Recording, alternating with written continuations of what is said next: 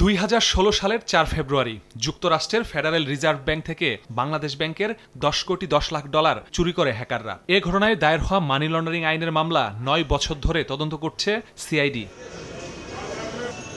সংস্থাটির তদন্তে উঠে আসে 5টি ভুয়া অ্যাকাউন্টের মাধ্যমে চুরি হওয়া টাকা পাচারে জড়িত ফিলিপিন্সের আরসিবিসি ব্যাংকের তৎকালীন প্রেসিডেন্ট, জুপিটার ব্রাঞ্চের ম্যানেজার সহ বেশ কয়েকজন কর্মকর্তা।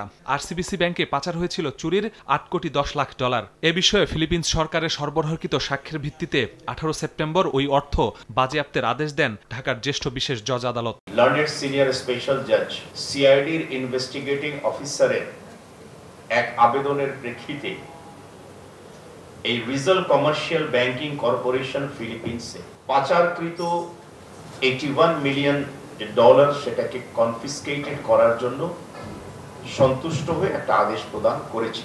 সংবাদ সম্মেলনে সিআইডি প্রধান জানান, আদালতের আদেশের কপি ফিলিপিন্সের যথাযথ কর্তৃপক্ষের কাছে পাঠানো হবে। চক্রের হাতিয়ে নেওয়া রিজার্ভ চুরির অর্থ আরসিবিসি ব্যাংকের কাছ থেকে ফেরত পাওয়া সম্ভব কিনা সাংবাদিকদের প্রশ্নের জবাবে তিনি জানান, ব্যাংকটির কর্মীরাও জড়িত থাকায় এই অর্থ ফেরানোর বিষয়ে আশাবাদী তারা।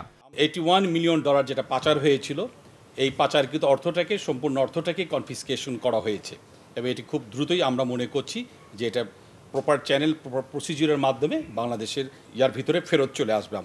এটা আমাদের জন্য অত্যন্ত আনন্দের একটি খবর। 86 বার সময় নিয়েও এ মামলার তদন্ত শেষ করতে না পারলেও সিআইডি প্রধান আবারও দাবি করেন তদন্ত শেষ পর্যায়ে। চার্জশিটের আমরা খুব কাছাকাছি আছি, বাট এটি যেহেতু তদন্তাধীন বিষয়, দেশি বিদেশি যে চক্রের সাথে জড়িত থাকুক আমরা তাদেরকে সিআইডির পক্ষ থেকে আমরা দ্ব্যর্থহীনভাবে বলতে চাই, আমরা বিন্দুমাত্র ছাড় এক্ষেত্রে দিব না এবং খুব সহজে আপনারা দেখবেন। চুরির 10 কোটি 10 লাখ ডলারের মধ্যে এ পর্যন্ত ফেরত এসেছে 3 কোটি 40 লাখ ডলার।